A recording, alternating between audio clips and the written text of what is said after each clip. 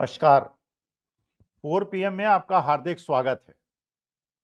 आज जिस विषय पे मैं चर्चा करना चाह रहा हूं, जो बहुत दिनों से हम लोग कहते आ रहे हैं, निवेदन करते आ रहे हैं, प्रार्थना करते आ रहे हैं, सभी अधिकारियों से, सभी देशवासियों से, कि आपका मौलिक और नैतिक कर्तव्य है कि आप अपने ड्यूटीज का निर्वहन संविधान के अनुसार करें, कानून के अनुसार करें। कानून को हाथ न लें, संविधान के विरुद्ध न जाएं और आपका जिसकी आप कसम खाते हैं, जब आप कोई पद में जाते हैं तो संविधान की कसम लेते हैं, उसको कृपा करके न तोड़ें। अगर आप ये समझते हैं कि लोकतंत्र के अंदर जो लोग सत्ता में बैठे हैं उन लोगों के संरक्षण से आप बच सकते हैं, तो ऐसा नहीं होने वाला है। और ये आदिकाल से बात सबके सामने स्पष्ट है कि कानून को तोड़ना उसी प्रकार से है जैसे आग से खिलवाड़ करना और पानी से खिलवाड़ करना। जब आग बढ़ती है तो ये नहीं देखती कौन अपना है कौन पराया है, फिर वो आग जलाती है। वैसे ही पानी का बहाव जब आता है तो बड़े और छोटे दोनों को डुबाता है। और कानून को अगर आप तोड़ेंगे और कानून के अनुसार काम नहीं करेंगे तो आप भी ऐसे दंडित होंगे कि आप झेल नहीं पाएंगे।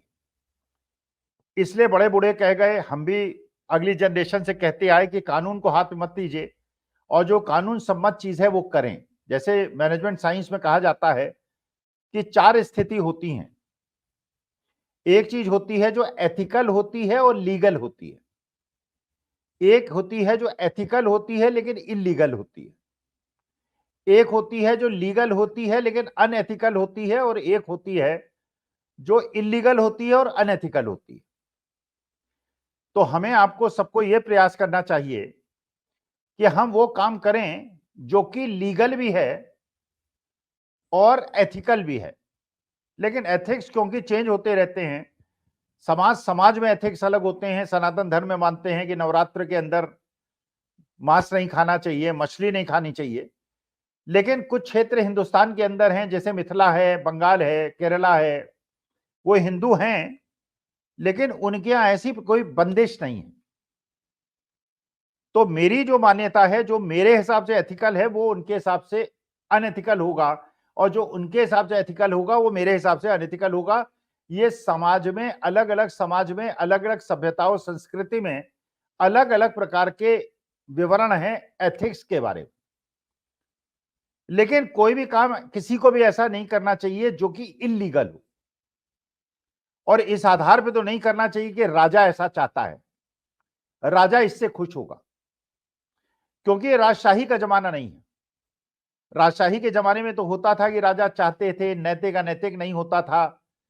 वहां पे सेंगोल होता था, सिंहासन होता था और जनता नीचे बैठती थी, राजा ऊपर बैठता था, राजा आदेश देता था, सब उसका पालन करते थे।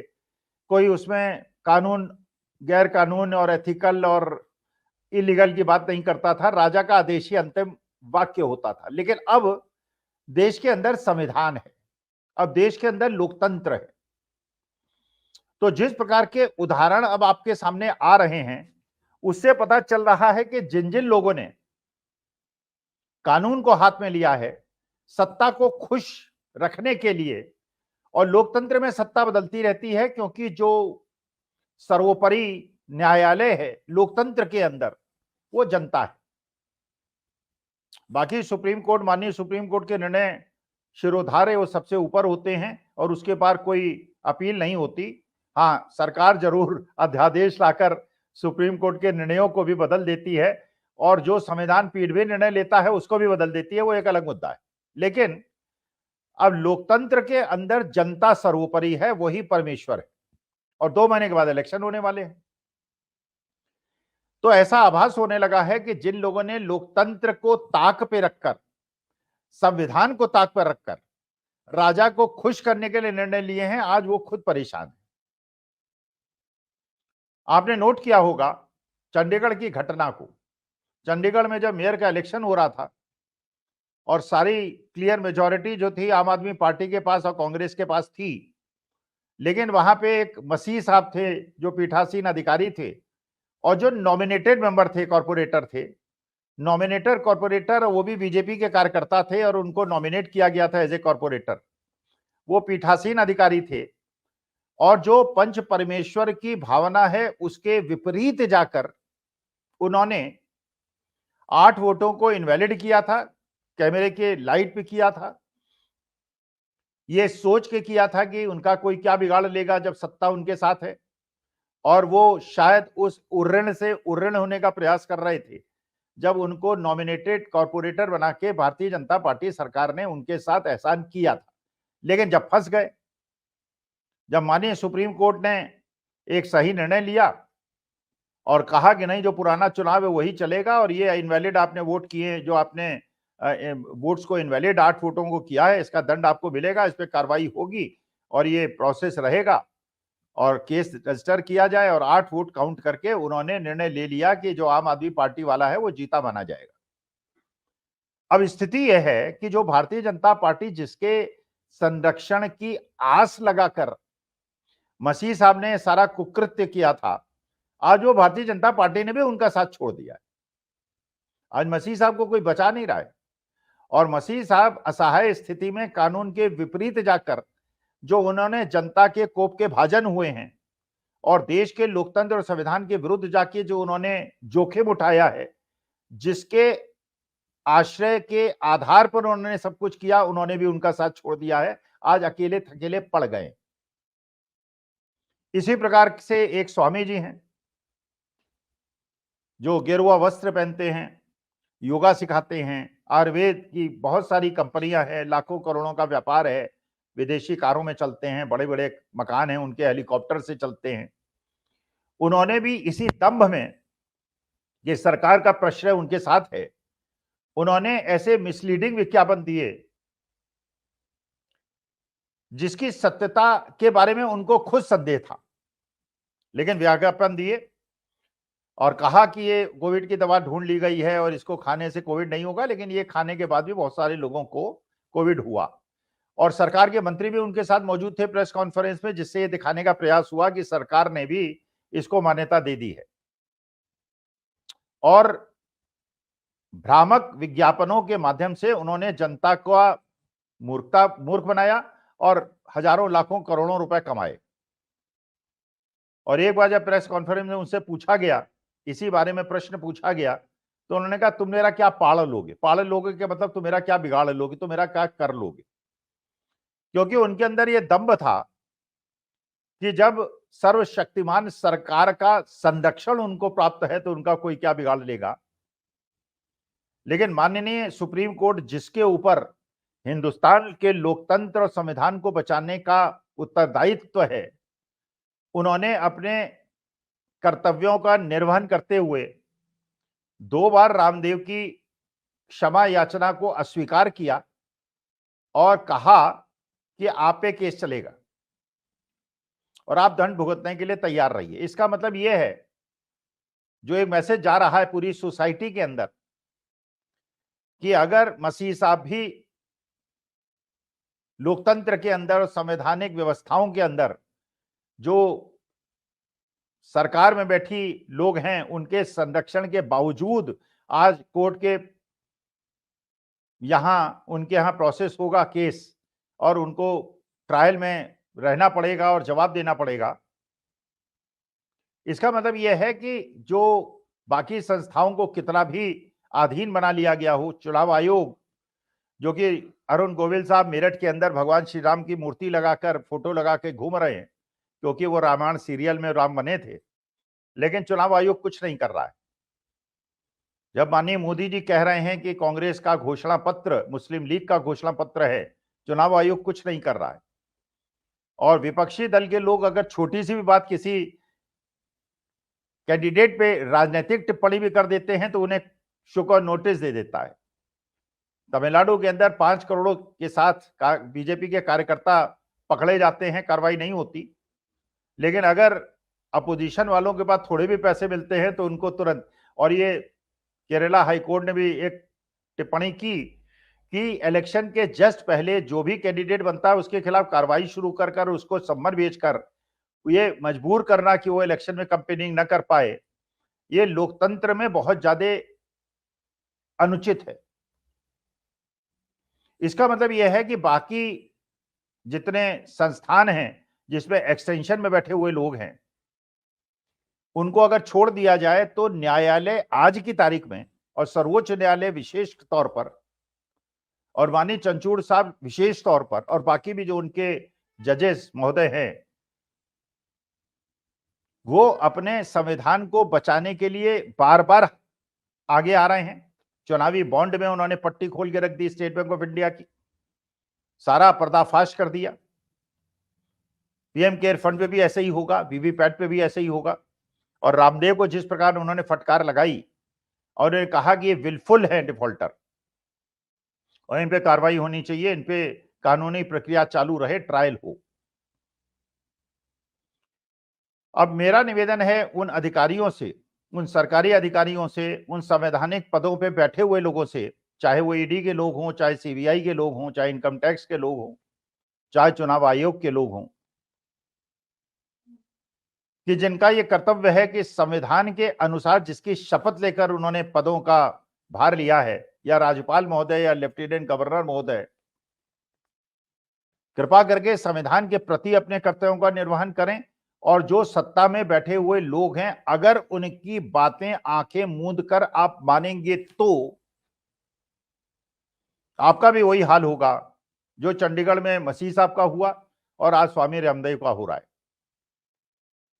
क्योंकि कानून के सामने जो कानून का काम है संविधान की रक्षा करना और देश में लोकतंत्र को कायम करना, वो उतारू है कि वो करेगा जो जनता की अपेक्षाएं माननीय कोर्ट से हैं, उनका जनता का सम्मान करेगा, जनता की बात को दृष्टिगोचर करते हुए करेगा।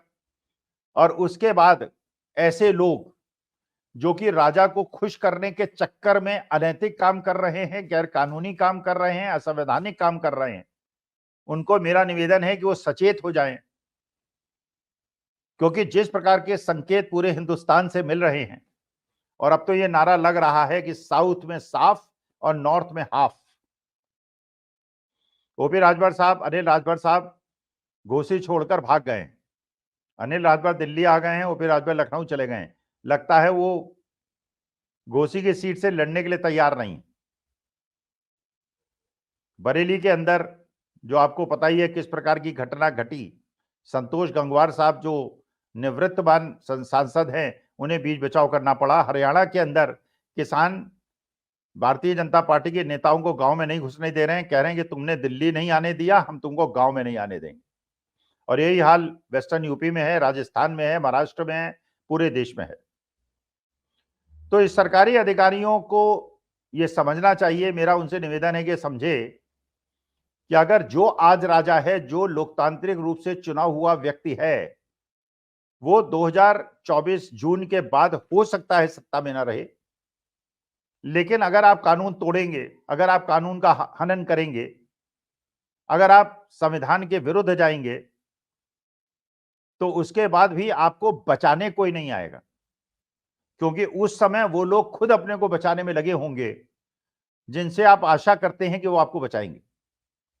और उसके बाद हो सकता है कुछ लोग विदेश भी चले जाएं, देश छोड़ के भाग जाएं, लेकिन आप नहीं भाग पाएंगे क्योंकि आपके परिवार यहां हैं, आप बड़े बड़े पदों पे हैं, आपका पति और आपके बच्चे यहां पर हैं, आप भाग नहीं पाएंगे तो आपको दंड भुगतना पड़ेगा। इसलिए मेरा आपसे निवेदन है, सभी सरकारी अधिकारियों से, संवैधानिक पदों पर बैठे हुए लोगों से, जिनको भी कोई जिम्मेदारी मिली है, चाहे आप अध्यापक हों, चाहे आप वकील हों, चाहे आप जज हों, या चुनाव आयोग में हों, या ईडी में हों, या सीबीआई में हों, या इनकम टैक्स में हों, कि कानून से मत खेलिए, गैर कानूनी काम मत कीजिए, असंवैधानिक काम मत कीजिए। राजा बदल जाएगा और उसके बाद आप झेलेंगे, लेकिन अगर आप संवैधानिक रूप से काम करेंगे, अगर आप कानून संबद्ध काम करेंगे, अगर आप कानून का हनन नहीं करेंगे, कानून विरुद्ध काम नहीं करेंगे, तो आपका कोई बाल बांका नहीं पड़ पाएगा। चाहे आप बीजेपी की सरकार रहे, चाहे इंडिया की सरकार रहे, कोई भी आए, कोई भी जाए, लेकिन कानून के विरुद्ध जिस प्रकार अपने बच्चों को हम सिखाते हैं, अपने शिष्यों को सिखाते हैं कि कानून मत तोड़ना, क्योंकि अगर कानून तोड़ोगे और फंसोगे तो हम भी नहीं बचा पाएंगे, कोई नहीं बचा पाएगा। तो इन अधिकारियों को, जो बड़े बुद्धिमान हैं, बड़े बड़े पदों पे आसीन हैं, डीसी हैं, कमिश्नर्स हैं, सेक्रेटरी हैं, चीफ सेक्रेटरी हैं, पुलिस में डीजी हैं, एडीजी हैं, एसएसपी हैं, चुनाव आयोग में आयुक्त हैं, इन लोग तो हमसे ज्यादा बुद्धिमान हैं। इनको ये समझना चाहिए कि इस प्रकार से जब ये फायरिंग लाइन में आएंगे, वो पॉलिटिशियंस तो गायब हो जाएंगे, आपको बचाएंगे भी नहीं और आपसे अपने संबंधों को स्वीकार भी नहीं करेंगे। वो तो मौके का आदेश देते हैं, फाइल पे तो दस्तखत आप करते हैं। तो कृपा करके कानून के विरुद्ध मत जाइए, लोकतंत्र के विरुद्ध मत जाइए, संविधान के विरुद्ध मत जाइए। और जो मसीह साहब के साथ चंडीगढ़ में हो रहा है और जो रामदेव जी के साथ आज सुप्रीम कोर्ट ने किया है, वैसी अगर घटनाओं से अपने को बचाना चाहते हैं तो देश की जनता के साथ खड़े होइए, देश के संविधान के साथ खड़े हुए इनकम और जो लोकतंत्र है उसको बचाने में अपना मदद कीजिए, उसके संरक्षण में अपनी मदद कीजिए, वरना बाद में दोष मत दीजिएगा। और ये मत कहिएगा प्रोफेसर स्वामी आपने नहीं बताया। प्रोफेसर स्वामी ने आपको आगाह कर दिया, आपसे निवेदन कर दिया, आपसे हाथ जोड़ के प्रार्थना कर दी। देश के संविधान को बचाने के लिए, देश के लोकतंत्र को बचाने के लिए आपसे अपेक्षा है, कानून के साथ खड़े होइए और नहीं खड़े होंगे तो आप जाने, आपका काम जाने। यही निवेदन के साथ मैं आपसे प्रतिक्रिया जानना चाहता हूं, आप क्या इस विषय पे सोचते हैं और क्या आपके घर में जो अधिकारी हैं, जो सरकारी और संवैधानिक पदों में बैठे हैं, क्या आप उनसे कहेंगे? महिलाएं अपने पतियों से कहेंगे, पतियां जो हैं अपने पत्नियों से कहेंगी, अपने बच्चों से कहेंगे कि भगवान ने आपको ऊंची पोस्ट दी है, संवैधानिक पद दिए हैं, लेकिन संविधान के विरुद्ध मत जाइए, कानून के विरुद्ध मत जाइए, वरना इतिहास आपको माफ नहीं करेगा। नमस्कार, बहुत बहुत धन्यवाद।